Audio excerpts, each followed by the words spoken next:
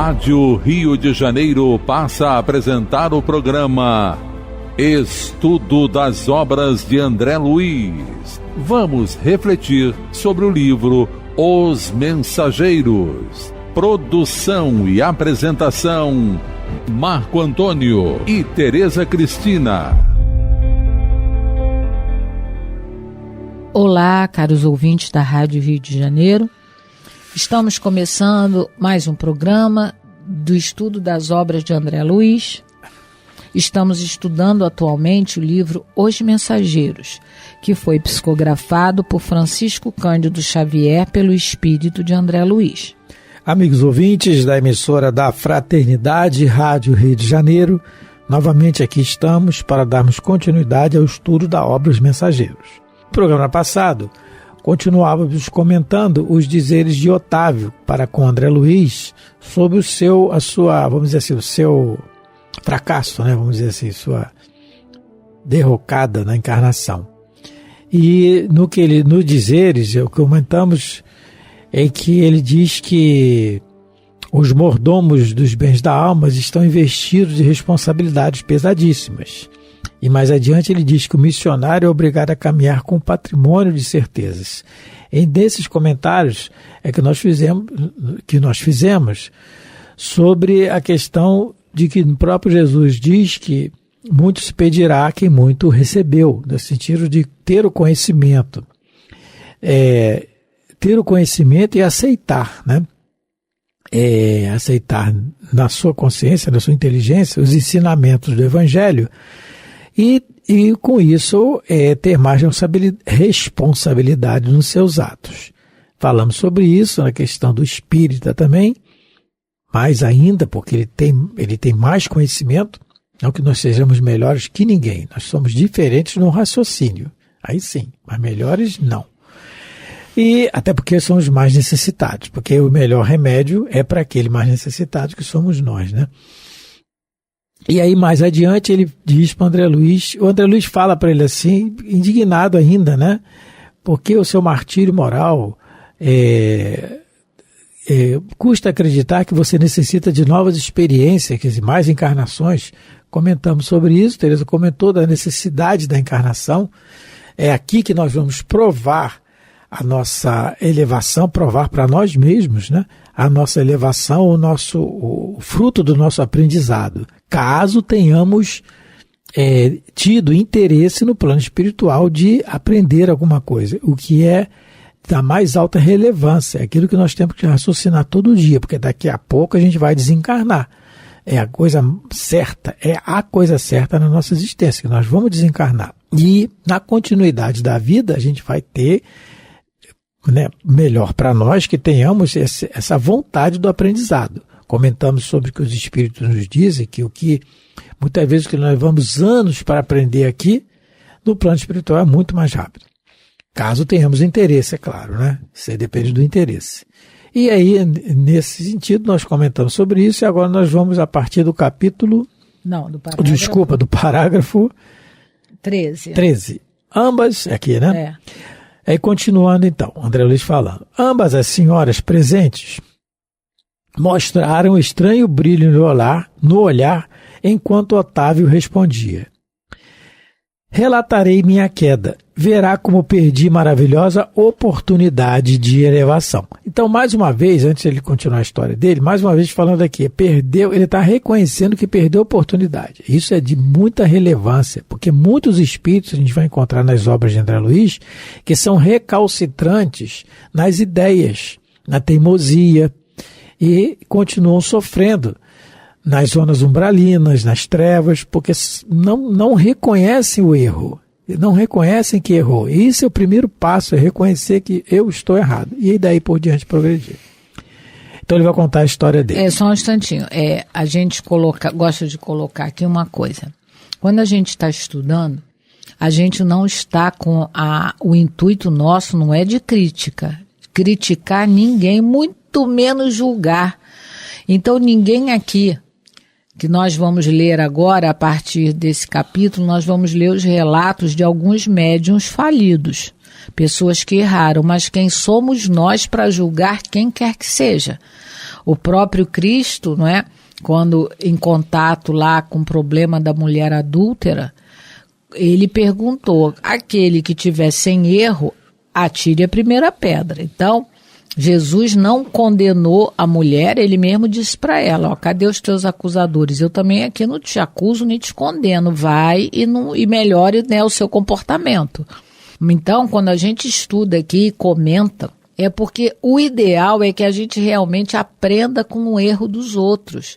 Quando a gente, ao observar o comportamento equivocado de quem quer que seja, o nosso dever é de tentar tirar uma lição daquilo para nós. Não é para fazer fofoca, não é para condenar, não é para nada. É tentar ver se a gente consegue aprender com o erro do outro. Não é à toa que a gente lembra que a conversação, né? A gente foi lá no livro Libertação, a gente trouxe, eu acho que há uns 3 programas atrás, ou 4, a gente trouxe aquela experiência do Gúbio lá no Libertação, quando ele transforma a casa de Margarida num parlatório, que vários espíritos entram para conversar, porque o André Luiz coloca uma dor maior sempre alivia a dor menor. Por quê? Cada um trocando experiência vai poder tirar a lição dali. Então, a partir de agora, a partir da história do Otávio, a gente tem que lembrar isso.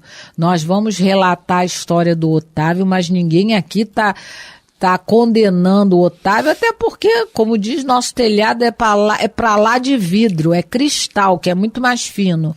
Então, a gente não tem essa audácia de fazer isso, porque ele agora vai contar a história e realmente vai nos chocar. Mas quem de nós já não deve ter feito isso que ele fez? E aproveitando que a Teresa está falando, isso é uma lição, é um aprendizado mais né, para a gente treinar dia a dia.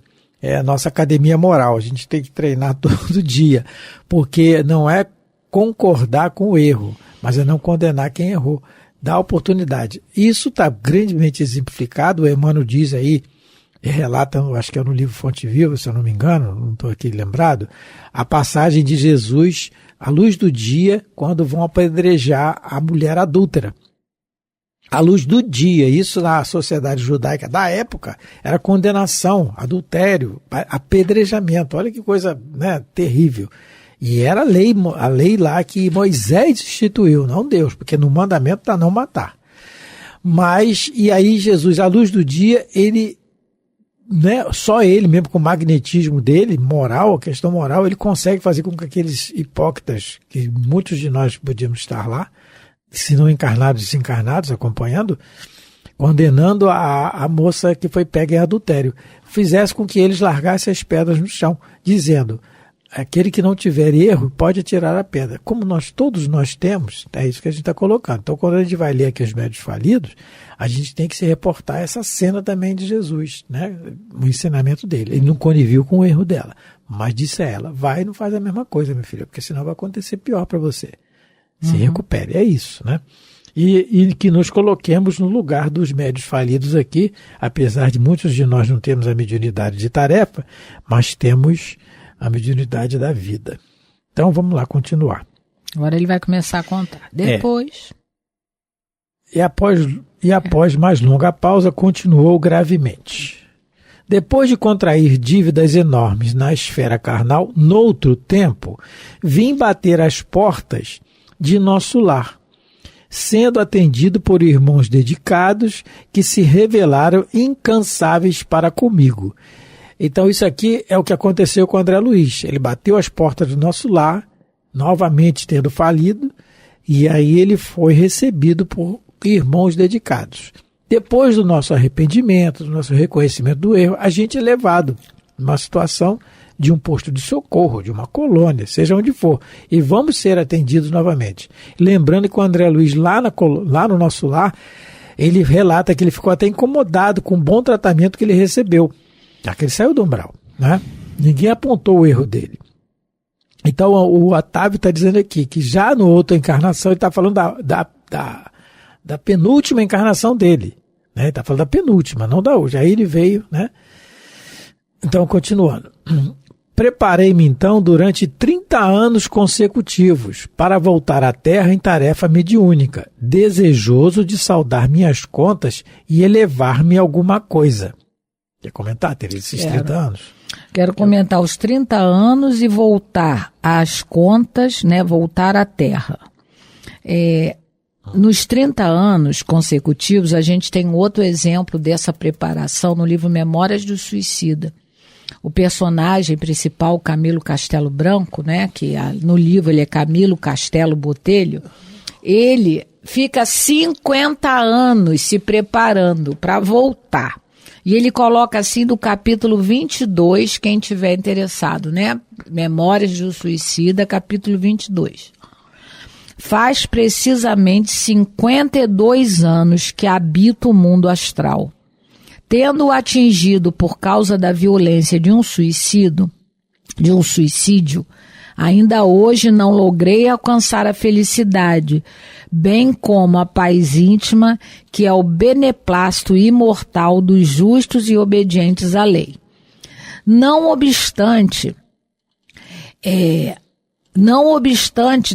tê-lo feito desejoso de sorver ainda, junto dos nobres instrutores, o elemento educativo capaz de, uma vez mergulhando na carne, proteger-me bastante, o suficiente para me tornar vitorioso nas grandes lutas que enfrentarei rumo à reabilitação moral e espiritual. Então, a exemplo aqui do Otávio, o Camilo Castelo, ele se preparou 30 anos. O Camilo Castelo Branco, 52. O que ele disse?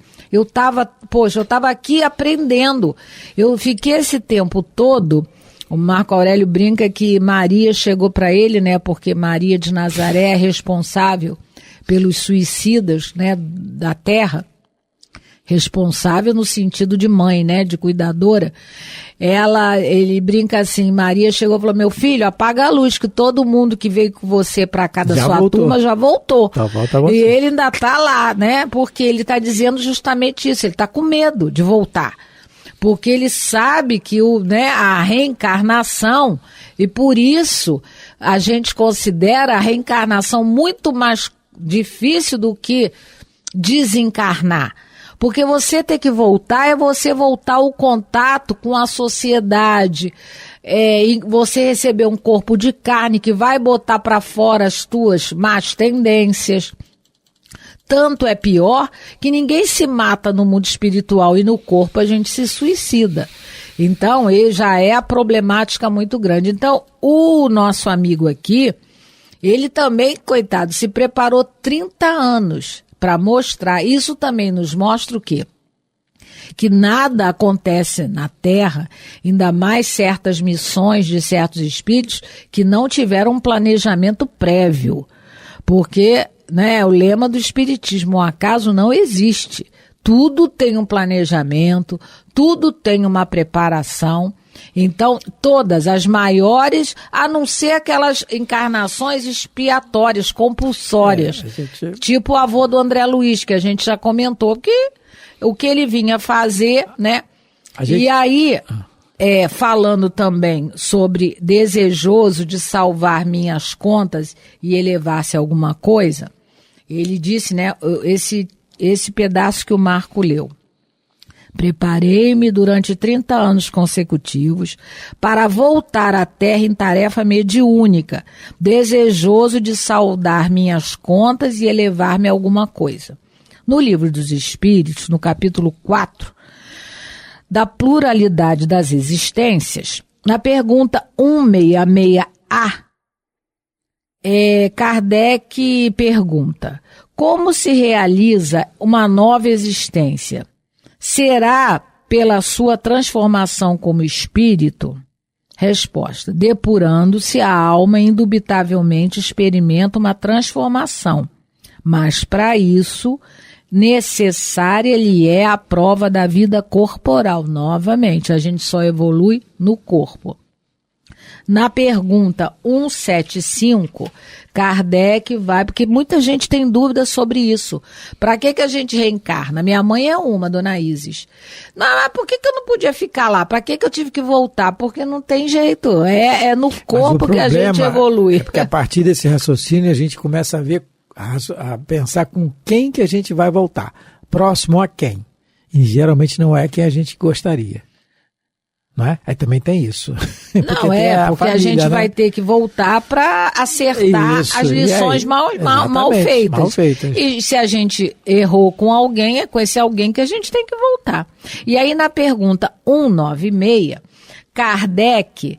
Não, antes da 196 tem a 167 também que é interessante. Olha só, falando sobre isso. A 167 diz assim, deixa eu voltar aqui um pouquinho. Qual o fim objetivado com a reencarnação? Expiação, melhoramento progressivo da humanidade, sem isso onde a justiça? Então é o que o nosso amigo aqui, Otávio, está dizendo para a gente. Ele queria voltar para a Terra porque ele estava desejoso de salvar as contas e melhorar alguma coisa. E aí na pergunta 196, Kardec também questiona os espíritos. Não podendo os espíritos aperfeiçoar-se a não ser por meio das tribulações da existência corpórea, segue-se que a vida material seja uma espécie de crisol ou de depurador por onde tem de passar todos os seres do mundo espírita para alcançarem a perfeição? Resposta: sim. É exatamente isso. Os espíritos se melhoram nessas provas, evitando o mal e praticando o bem. Porém, somente ao cabo de mais ou menos longo tempo, conforme os esforços que empreguem. Somente após muitas encarnações ou depurações sucessivas, atingem a finalidade para que tendem, que é qual é a finalidade que os espíritos tendem? A perfectibilidade, porque é o que nos orientava Jesus. Sede perfeitos, como perfeitos é o vosso Pai Celestial. Então, a gente vê, por isso que o nosso amigo aqui, o Otávio, ele está tão desejoso de voltar para o corpo, não é? Ele precisa refazer as lições mal feitas e ele precisa, isso no caso da penúltima encarnação, né? Agora mais do que nunca, mas na penúltima ele estava com vontade de voltar para a Terra, né? Ele precisava, e aí ele recebe a incumbência da mediunidade, e aí a gente viu que ele faliu novamente. Então, pelo que ele está contando, ele faliu uma vez, foi recebido em nosso lar, foi aparado, aí ele pede uma nova oportunidade, aí ele volta como médium e volta falido novamente. Então já são 2 reencarnações do Otávio, que ele está relatando, que ele comete alguns erros, né? E voltando a lembrar que a gente não está aqui criticando o Otávio, a gente está estudando e a gente está tentando ver se entende, né? E se aprende alguma coisa com os erros do Otávio. Em todas as situações das obras de André Luiz, nós temos que nos colocar no lugar do personagem, né? Principalmente daqueles que erram. Personagem que eu estou dizendo, aqueles que erram, não dos guias, porque tem que estar bem longe disso ainda.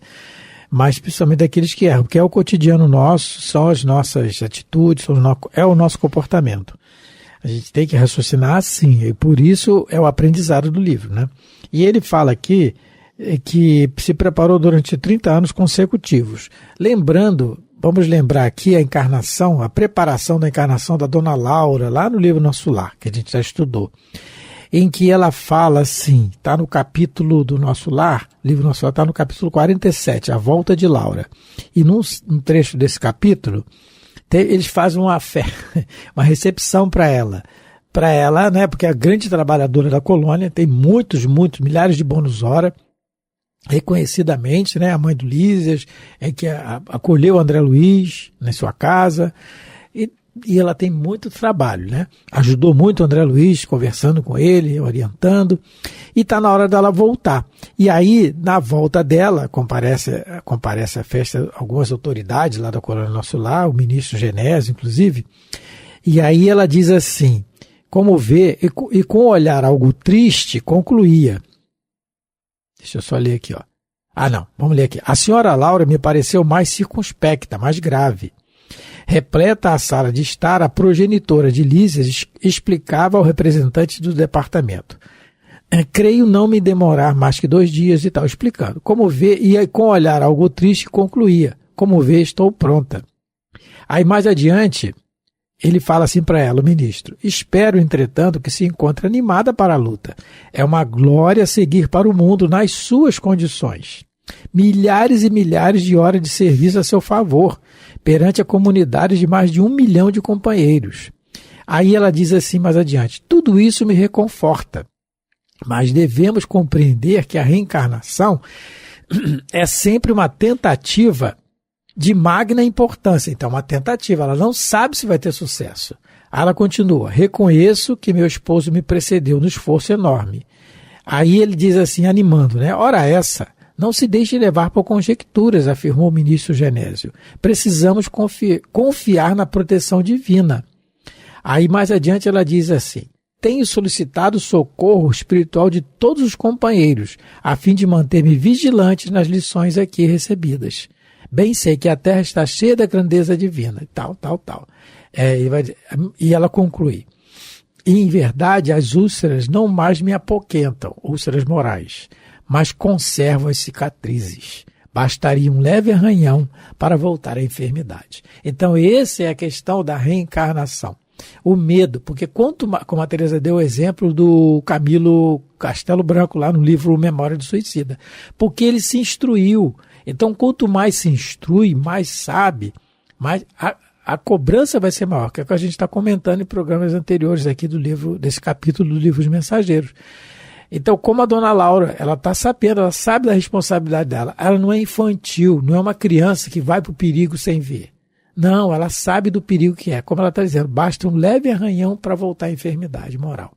É isso, né? Então, é como o Livro dos Espíritos diz, Kardec pergunta da questão do egoísmo, né? Os Espíritos respondem a ele que parece o interesse pessoal ainda predomina em nós. Que a gente às vezes parece aquela coisa boazinha e tal, mas basta ferir o interesse pessoal, um leve arranhão, ele fala até lá no livro, um leve arranhão, a gente volta a ser o que a gente ainda é. Então é essa que a gente tem que vigiar sempre, né? Bom, tá faltando pouco para terminar, mais um pouquinho. Não faltaram. Deixa eu me achar. Preparei 30. Não faltaram lições verdadeiramente sublimes, nem estímulos santos ao meu coração imperfeito. Isso nunca vai faltar para ninguém.